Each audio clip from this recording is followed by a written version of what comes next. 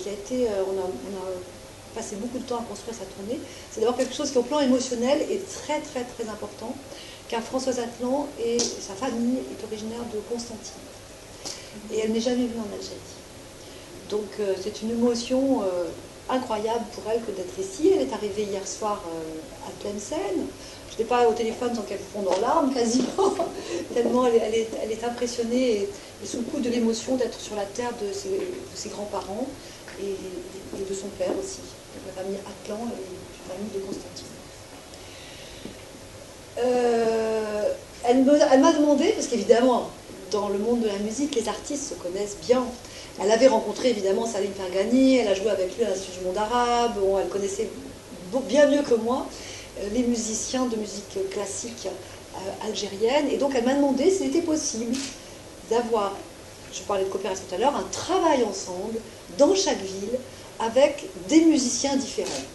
Alors malgré le temps court, parce que même si elle sera présente dans 5 villes, il faut quand même du temps pour répéter, adapter le répertoire, et bien c'est un pari qui finalement a été réussi, et vous trouverez le détail donc, de cette tournée dans les 5 villes de Tlemcen, Oran, Alger, Annaba et Constantine dans les 3 pages que Fatia a imprimées et vient de vous donner. Donc dans chaque ville, elle va travailler avec des ensembles ou des orchestres différents, et dans chaque ville, finalement, elle va interpréter un répertoire un peu différent. Donc autant bien sûr, elle va interpréter des noubas quand elle sera à Constantine, autant ce sera plus arabo-andalou classique du côté de Tlemcen. À Oran, il y aura beaucoup de chants en espagnol ancien, en castillan. À Alger, elle va même, je crois, aller jusqu'à interpréter quelques chansons de Billy Bonich, parce qu'elle fait aussi un voyage dans le temps. Et donc, à Annaba, elle va chanter avec l'ensemble de Hamdi Bellami, donc autre grande figure, bonjour, de la musique algérienne. Donc c'est ce que je vous disais tout à l'heure, l'accent a été mis tout de suite sur le travail ensemble, l'échange et la rencontre. Alors c'est un concept qui a séduit le commissariat de Constantine, capitale de la culture arabe. Donc cet été, ils nous ont demandé si c'était possible de l'intégrer à leur programmation officielle. Et donc du coup, il y a eu des changements, c'est pour ça aussi que j'ai bien imprimé pour vous ces 3 feuilles à part. Cela a entraîné des changements dans la programmation des lieux. Donc les concerts de Françoise Atlan auront lieu à chaque fois dans les lieux, les grands lieux du ministère de la Culture. Donc par exemple, pour nous, c'est vraiment, je suis très très heureuse de ça, une grande chance. Donc Françoise va pouvoir chanter au théâtre régional d'Oran. Donc c'est quand même pour le public d'Oran, comme pour elle et pour les musiciens, beaucoup mieux que de la salle du conservatoire qui est plus petite, qui peut accueillir beaucoup moins de public. Donc ça c'est pour notre événement de rentrée, il est très bientôt, hein, c'est ce samedi, auquel vous êtes tous conviés. J'espère que vous avez déjà reçu vos invitations, et j'espère qu'on aura le plaisir de vous y accueillir. Alors je vais rester peut-être tout de suite sur les autres événements qui ont été repérés par le commissariat de Constantine, capitale de la culture arabe 2015, et qui figurent dans notre programme de ces 3 derniers mois. Il y aura au mois d'octobre une jeune compagnie, la compagnie Turn of the Light, une jeune compagnie française qui fait un travail en même temps de danse, de light painting à partir de la calligraphie et de musique DJ. Donc c'est un spectacle extrêmement original, hein, c'est vraiment, ça mêle des arts visuels et de la musique et de la danse. Et là aussi, dans chacune des villes, ils vont travailler en atelier avec des jeunes artistes algériens. Il y a du light painting en Algérie, bon, il y a bien sûr des jeunes danseurs, il y a de très grands calligraphes. Hein, donc ils vont travailler ensemble et ensuite ils partageront la scène pour un spectacle d'1 heure qui, à mon avis, sera vraiment visuellement très très beau et à ne pas manquer, parce que très original, hein, très original dans sa forme. C'est une compagnie qui a déjà tourné dans plusieurs pays, notamment récemment au Maroc, et partout ça a été extrêmement bien accueilli. Donc là c'est vraiment des jeunes artistes algériens qui seront sur la scène aux côtés de la compagnie Turn of the Light. Deuxième événement, le spectacle Empreinte, donc calligraphie, art visuel, danse et musique, toujours en coopération et labellisé Constantine, capitale de la culture 2015. Et puis le troisième événement qui a été retenu aussi par Constantine, c'est la venue du trio que vous connaissez certainement, le trio palestinien Khoury Project. Voilà, donc c'est un ensemble de 3 frères, les 3 frères Khoury. C'est la première fois qu'ils se produisent en Algérie. C'est vraiment d'un niveau absolument excellent. C'est un très très beau répertoire. Si vous avez l'occasion d'aller les écouter déjà sur le net. Comme présenté effectivement dans le programme, c'est empreint de nostalgie. C'est une musique qui est extrêmement belle et très très émouvante. Et ça, ce sera au mois de décembre. Voilà, donc ça c'était pour la partie de la programmation Constantine, capitale de la culture 2015. Je ne sais pas si sur cette programmation-là, vous avez des questions sur ce partenariat avec l'ONCI et avec Constantine, capitale de la culture 2015. Donc ça, c'est pour la partie Constantine. Maintenant, bon, on ne va pas repasser en détail tout le programme. Hein. Si vous avez des questions, elles seront les bienvenues tout à l'heure. L'autre chose, donc là, c'est la partie coopération, échange, rencontre dont on a parlé. L'autre chose qui est importante pour nous, pour cette fin d'année, c'est la problématique qui sera débattue lors de la COP21 à Paris fin novembre, début décembre, c'est-à-dire le problème du dérèglement climatique et de l'environnement. Vous savez que moi, c'est une question qui me préoccupe beaucoup, hein, c'est peut-être depuis que je suis grand-mère. Mais en tout cas, l'avenir de la planète, ce que nous allons laisser à nos enfants et nos petits-enfants, la guerre de l'eau, donc pas seulement les pollutions atmosphériques, l'alimentation, qu'est-ce que nos enfants vont manger, quand il n'y aura plus d'eau, que boiront-ils, comment la vie va réussir à perdurer malgré tous les dégâts que nous avons commis depuis le début de l'ère de l'industrialisation, c'est-à-dire depuis le début du XIXe siècle. Donc, parce qu'on parle du dérèglement climatique, mais tout est lié, on s'aperçoit qu'en fait, à partir de là, tout est lié, et on est complètement, pas déjà dans une impasse, mais c'est un problème quand même complexe. C'est comment chacun de nous, comment dire qu'on va renoncer à vivre confortablement, comment dire qu'on va renoncer à sa voiture, à se déplacer, à ne plus prendre l'avion. Ce sont des questions quand même compliquées. Est-ce qu'on peut revenir à un mode de vie beaucoup plus rural, et ça semble compliqué aussi. Vous voyez, donc c'est des questions qui méritent, je pense, que tous les citoyens du monde s'y attardent. Donc on a vraiment là 4 événements qui sont programmés à l'Institut ou avec des partenaires extérieurs. Donc il y aura une conférence de quelqu'un que peut-être vous avez déjà vu, je crois qu'il est sur la chaîne, sur Arte et sur Télé5, c'est Jean-Christophe Victor, qui anime une émission qui s'appelle Le Dessous des cartes, donc en géopolitique et en géostratégie. Il est déjà au rang. Mais non, on m'a dit que c'était une première. C'est pas vrai. Non, pas lui, c'est pas lui. Non, il n'est jamais venu en Algérie. De ce qu'il dit. Hein. Non, je crois que franchement, normalement, il n'est jamais venu. C'est la première fois qu'il vient en Algérie. Non, c'est pas lui, non. Et donc ça, on le fera en méridien. Et donc il va faire comme l'émission télé, c'est-à-dire qu'il y aura une grande carte, et c'est vraiment axé sur sensibilisation du grand public. Voilà. Que ces choses-là ne restent pas des choses de spécialistes ou seulement affaires de politique, mais tous les citoyens doivent avoir le maximum d'informations, de compréhension de l'ensemble du problème au niveau mondial, hein, dans sa globalité, pour ensuite réfléchir et peut-être adopter des comportements, ou je ne sais pas. Mais en tout cas, déjà, avoir accès de façon compréhensible à toutes les informations. Donc il y aura la conférence de Jean-Christophe Victor au Méridien.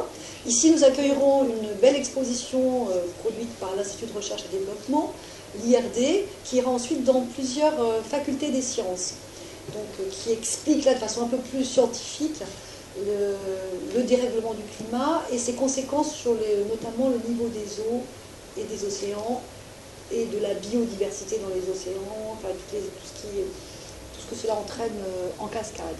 Et puis il y aura du cinéma. Alors je pense que vous l'avez tous déjà vu, mais il m'a semblé quand même important de programmer Une vérité qui dérange. Ce film de Al Gore donc, a été fait c'est un documentaire qui a été produit en 2006, qui a eu le prix du meilleur documentaire l'année 2007. C'est effectivement une vérité qui dérange. On a dit que c'était le premier film coup de poing dans le domaine de l'écologie. C'est un film qui interroge, qui frappe, qui est extrêmement bien fait, qui pose très bien globalement les questions. Et le débat sera animé par des universitaires oranais, ici pour la projection qui sera ici, essentiellement du CRASC et de différentes facultés de sciences, départements de géographie, etc. Des chercheurs du CRASC aussi sont très avancés dans ce domaine. Donc on essaiera peut-être, on verra si c'est possible, de faire cette programmation au cinéma Le Régent pour pouvoir accueillir plus de public que notre petite salle, trop petite salle. Voilà, et puis, même chose, on en remettra une couche, si on peut dire ainsi, avec le mois du documentaire en novembre, où là, j'ai choisi une série qui est produite par des réalisateurs des Pays-Bas et du Danemark, parce que ces pays scandinaves sont très très avancés sur les questions de l'environnement. Et donc là aussi, c'est très grand public, ça rappelle l'historique, un état des lieux et des pistes pour l'avenir, de façon très pragmatique, scientifique, mais vraiment mise à disposition de chacun. Ça pose bien le problème de l'eau, du climat, de l'alimentation, de l'agriculture. Donc c'est vraiment très très bien, je trouve que c'est une série extrêmement intéressante, et là encore ce seront des universitaires oranais qui viendront présenter ces films et animer les débats pour tous. En espérant qu'un très grand nombre de jeunes viennent, parce qu'ils sont vraiment concernés par cette question cruciale. Et puis pour l'aborder enfin de façon un peu moins sérieuse, on va dire, un spectacle de théâtre qui s'appelle Atmosphère, qui est une fausse conférence à la COP 21, mais version théâtralisée, mais qui pose quand même pas mal de questions, mais plutôt sur le mode là, donc du jeu, quelquefois de l'absurde, de l'humour. Et donc c'est pas mal aussi de l'aborder de cette façon-là. Donc ça c'est vraiment, on peut dire, un temps fort de notre programmation de cet automne. Voilà, c'était vraiment les choses sur lesquelles je voulais attirer votre attention. Sinon, vous rappelez que bien sûr, comme nous le faisons déjà depuis 4 ans, je crois, la Nuit Blanche. Voilà, la Nuit Blanche à Oran, elle va s'organiser comme chaque année avec des partenaires associatifs, l'association Bel Horizon, l'association Civeuil, l'association Les Nomades, l'association Le Petit Lecteur, l'association FARD, l'association SDH, le collectif d'Alger Chimsi, voilà, les jeunes là, Greenland, des étudiants de l'école d'architecture d'Oran, des étudiants de l'école d'architecture d'Alger, des jeunes plasticiens, enfin donc c'est vraiment là les associations et les jeunes artistes qui sont sollicités. Et cette fois-ci on change complètement le parcours, donc on va essayer d'aller dans une autre partie de la ville, du côté de la grande cathédrale, du côté, vous voyez, dans le quartier du musée Zamana aussi. Et puis nous finirons, Inch'Allah, si nous avons toutes les autorisations, sur l'esplanade de la gare d'Oran. Voilà, parce que c'est un très très... Parce qu'en fait, l'objectif normalement de la Nuit Blanche, le concept de la Nuit Blanche, c'est de revisiter sa ville de façon différente. Donc c'est pour ça que c'est ponctué d'interventions de plasticiens, de projections sur les murs, de fresques participatives avec la population, pour en même temps regarder à nouveau un monument qu'on ne prend pas le temps de regarder parce qu'on passe devant tous les jours et qui fait partie de notre ville, donc on ne le voit pas, on ne s'y arrête pas, d'écouter parfois quelques petits commentaires sur l'histoire des murs et de tel ou tel bâtiment par les spécialistes de l'association Bel Horizon.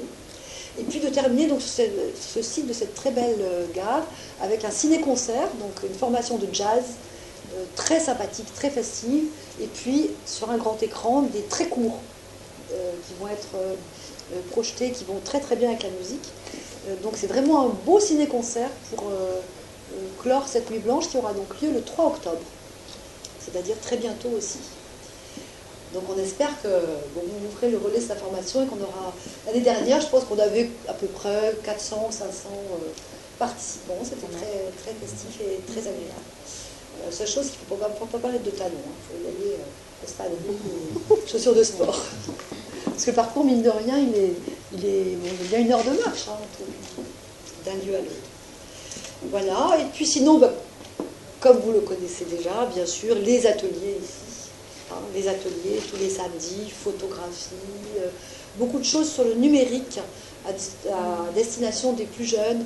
Comment bien se servir d'une tablette numérique? Quelles sont les applications qui, pour les plus jeunes, peuvent servir l'apprentissage, qu'ils soient donc des applications éducatives, comment faire de la peinture avec des outils numériques, donc des ateliers un peu plus axés sur cela, des ateliers d'écriture aussi, des ateliers théâtre.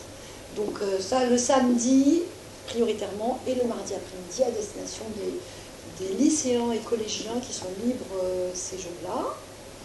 Et puis, je ne sais pas, s'il y a d'autres choses importantes que j'oublie. Quelque chose de nouveau, c'est que nous avons rencontré un monsieur qui faisait partie de la Ligue des échecs. Ah oui, on va faire un grand tournoi d'échecs avec la Maison des Jeunes de Birdir, oui, qui aura lieu ici. Voilà, avis aux amateurs. Concours amateur. Professionnels s'abstenir. Et quand même, ce qui est très important aussi, parce que c'est une de nos missions, j'en avais beaucoup parlé l'année dernière, ce sont les cours de français, les cours de français langue étrangère. Donc nous avons maintenant agrandi nos locaux à Lusto. Nous sommes au plus près donc, des étudiants et des facultés. Et nous sommes là pour essayer, si besoin est, tant que faire se peut, de répondre à leurs demandes qui sont très spécifiques et ciblées. Ils ont besoin de nous souvent pour apprendre à mieux rédiger leurs écrits universitaires, mieux rédiger un mémoire, parce qu'ils ont l'obligation de rédiger ou de présenter des mémoires en langue française. Alors que comme vous le savez, pour les disciplines scientifiques, ils ont eu l'habitude de faire tous ces travaux-là en langue arabe, et c'est pas évident. Donc on a vraiment maintenant des cours très spécifiques pour aider ces jeunes à bien réussir leur parcours universitaire. Voilà, sinon les cours, les inscriptions ont commencé pour la session qui sera du 10 octobre au 20 décembre, quelque chose comme ça. Voilà. Donc encore une fois, il s'agit bien là d'un service public et qui est là pour essayer de répondre à des demandes. Et les personnes qui fréquentent, le public qui fréquente nos cours de langue, donc sont majoritairement des étudiants ou des jeunes professionnels qui sont amenés à travailler avec des entreprises françaises ou avec la France ou en langue française, qui ont besoin d'améliorer leur technique, compte rendu de réunion, synthèse, prise de notes, mailing, phoning. Et donc il faut appel à nous pour des formations très courtes, très ciblées. Donc nous formons tous nos 30 professeurs algériens qui sont magnifiques, on a une équipe pédagogique très sympathique et qui essaie de vraiment coller au plus près des besoins. Voilà. Et là aussi, il y a du français par le théâtre, français par le cinéma. Bon, on essaie vraiment pour les plus jeunes de diversifier, de rendre l'apprentissage de la langue étrangère fonctionnel, rapide, efficace et ludique, autant que faire se peut. Débloquer la... Parce qu'il y a beaucoup de... Parfois, notamment chez les jeunes, il y a beaucoup de timidité. Ils ont peur de faire des fautes. Alors qu'on leur dit non, personne ne fait de fautes. Moi, si je parle arabe, vous m'avez déjà entendu parler arabe, je fais des fautes. On parle une langue, on la parle, et puis il n'y a pas... C'est pas bien, non. On est là où on est, on a un niveau de langue, on progresse, on a envie de plutôt améliorer son oral, plutôt son écrit. Il faut se sentir, avant toute chose, dans une interactivité tranquille, à l'aise. Voilà. C'est comme ça qu'en général, on progresse très vite dans une langue étrangère. C'est vraiment l'ambiance qui est dans nos cours de langue de Lusto. Moi, j'ai déjà beaucoup trop parlé. Alors j'espère que vous avez des questions, parce qu'il y a plein de choses de programme dont je n'ai pas parlé, oui. Est-ce que la nuit blanche est toujours spécifique à Oran? Alors, la nuit blanche, à Alger, ils veulent la peur. Donc j'ai rencontré, parce que j'étais à Alger la semaine dernière, j'ai rencontré, c'était la maire de Alger Centre. Donc on a beaucoup parlé, ça dit je veux commencer cette année la nuit blanche à Alger. Donc on a beaucoup discuté toutes les deux de la façon dont c'était organisé ici. Ils sont parfaitement au courant de ce qui se passe à Oran et ils sont très désireux donc de développer ce concept à Alger. Donc peut-être dès cette année, je ne sais pas. En tout cas, ils vont peut-être faire des petites choses déjà cette année et puis davantage l'année prochaine. Tiens, bah, Petit Abed, vous le connaissez? Un enfant d'Oran. Non? Ça vous dit rien? Ah ben, c'est un très très très très grand musicien, il fait une musique musique de fusion. Il est installé à Montpellier, où il a installé une structure qui s'appelle Musique sans frontières, qui est vraiment un lieu d'échange et de partage et de formation pour les musiciens du monde entier. Et donc de temps en temps, il continue à tourner et à jouer avec ces musiciens. Moi j'avais eu la chance de le recevoir au Venezuela, à Caracas, où il avait animé la fête de la musique. Ça avait été du délire dans un grand parc. Ça avait été vraiment merveilleux parce qu'en plus pour les Vénézuéliens, c'était aussi une découverte des instruments et de la musique du monde arabe qu'ils connaissaient assez peu. Et comme il s'est très fusion et très mélangé de matinées de jazz et que c'est très gai, ça avait été une fête de la musique inoubliable.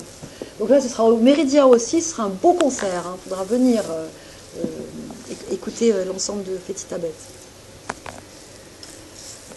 Alors, je ne sais pas s'il y a d'autres questions. Cette année, le SILA, la France est invitée d'honneur. Oui. Voilà. Donc, nous, ici à Oran, je n'arrive toujours pas à savoir quels sont les auteurs qui vont venir. C'est dommage que j'aurais voulu vous livrer quelques scoops là, mais bon, on attend des confirmations. Bon, il y aura les 2 prix Goncourt de l'année dernière, ils n'étaient pas libres. Il y aura des prix Nobel. Enfin bon, il y aura en tout cas des grandes signatures, des grands auteurs, des grands écrivains qui seront à Alger pendant le SILA. Et nous, on va essayer d'en capter 1 ou 2. Bon, ça, ce sera hors programme. Oui, oui, donc on est très vigilants là-dessus. On leur a déjà dit, voilà, s'il y a des grands noms, nous les voudrions bien à Oran. Voilà. Mais comme vous savez, tout ça est toujours compliqué. Les auteurs s'engagent, après se désengagent, après disent on va venir, on va pas. Donc ils sont très prudents, ils ne veulent pas pour le moment nous donner de confirmation vraiment de participation. Si notre médiathèque est en rénovation, vous l'avez peut-être constaté. Bon, ça va prendre un peu plus de temps que prévu. Ça, vous pouvez l'écrire aussi, mais on espère pouvoir présenter au public bientôt une médiathèque beaucoup plus justement aussi moderne dans son fond, beaucoup plus tournée sur le monde contemporain et aussi qui puisse mettre à la disposition de tous des outils numériques, notamment pour les revues. Alors, on va essayer que soit disponible pour les adhérents de nos médiathèques les revues en ligne, donc, ce qui permet de les consulter directement de chez soi.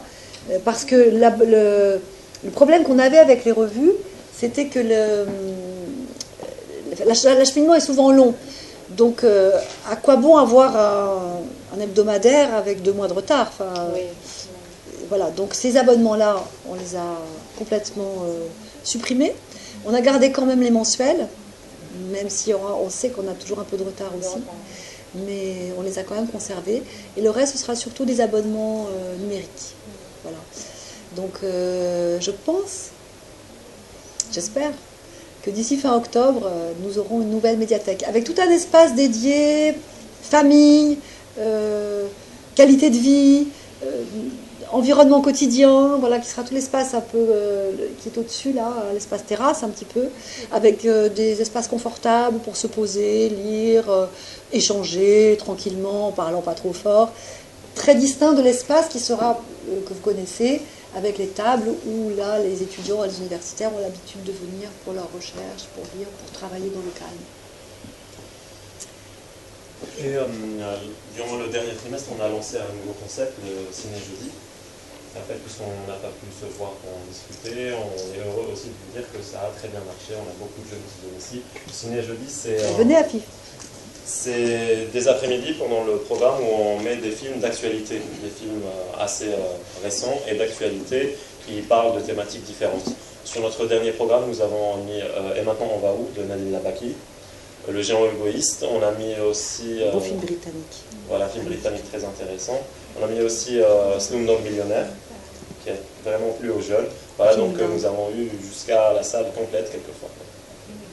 C'est des après-midi, c'est à 15h. On est le jeudi à 15h. Oui, c'est de renouer avec le concept du ciné-club, en fait. Hein, voilà. Et à destination, vraiment en direction des étudiants. Donc c'est pour ça que c'est le jeudi après-midi, parce qu'ils n'ont pas cours à l'université. qui sont libres. Donc ils viennent ici, le débat est animé par Afif, donc ils sont avec des gens, quelqu'un de leur âge. Au début on a commencé avec Haj Ben Salah pour lancer, voilà. Donc il est là quelquefois en renfort pour donner s'il y a des questions un peu plus, on va dire, cinématographiques, sur le tournage, sur la réalisation, sur la qualité des images, ou sur la culture vraiment du cinéma que ces jeunes n'ont pas toujours. Et comme le disait Afif, donc l'idée c'était de présenter des films récents, donc rien qui soit avant 2012 à peu près, et des films du monde entier. Les débats sont toujours passionnants, et ils ont déjà beaucoup appris. Donc je dis ça et en même temps je m'aperçois qu'on a mis Hippocrate là. Je crois pour cette trimestre-là, qui est un film bien français, avec un comédien algérien très super, Reda Kateb, excellent comédien. C'est une comédie qui décrit ce qui se passe dans le monde hospitalier en France en ce moment. Vous savez que l'hôpital vit une grave crise chez nous. Et donc on voit le quotidien là, des internes soumis à une pression énorme, il y a tous les problèmes qui peuvent s'en suivre sur la qualité de soins dispensés, etc. Mais en même temps avec beaucoup de... c'est un film qui se voit très bien. Intouchable, Alceste la bicyclette aussi. Intouchable, voilà. Intouchable, c'est parce que les jeunes, la dernière fois, durant les derniers ciné-jeudis, on a discuté un peu avec eux et lors du débat, ils nous ont dit qu'ils aimeraient bien voir ce film au sein de l'Institut. Donc on pose aussi les questions aux jeunes pour voir un peu qu'est-ce qu'ils veulent, quelles sont leurs demandes par rapport au... Oui, oui, évidemment, parce que c'est ciné-débat, ciné-débat. Et l'idée aussi, c'est de donner la parole aux étudiants, donner la parole aux jeunes, parce qu'il se passe, faire des espaces de débat, voilà, libres, voilà. Et puis alors là, ils peuvent s'exprimer dans la langue qu'ils veulent, bien sûr, en arabe comme en français, et ça leur fait beaucoup de bien en fait. On s'aperçoit que ça leur fait beaucoup de bien, donc ça marche très très bien. Mais est-ce qu'à chaque fois, il y a une autre personne qui fait le débat ou c'est alors moi j'ai initié ça, mais en fait le débat c'est pas moi qui le mène, c'est un débat entre les personnes qui ont regardé le film. Parce que moi je fais le plus possible en sorte de me retirer du débat. C'est-à-dire que je lance le débat, les gens commencent à discuter du film et après c'est une discussion générale. C'est-à-dire que moi je suis là juste pour modérer.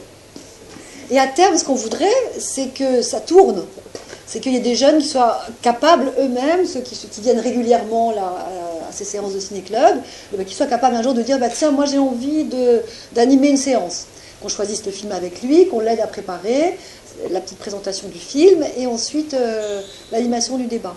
Pour leur redonner le goût aussi de devenir des cinéphiles, d'avoir cette culture qui est une tradition immense dans votre pays, quand même. Je pense que c'est un pays de cinéphiles. Je ne crois pas me tromper quand je dis ça. Oui, mais il y en a eu tellement. Ceux qui ont fréquenté son cinéma, ils sont encore là. Ils sont porteurs de cette culture. Le festival du court-métrage à Oran, il y avait eu la nuit non-stop du cinéma à Oran. On va lancer la nuit du court aussi. On va la lancer. Il y avait eu quand même les années 90. Oui, la nuit du court.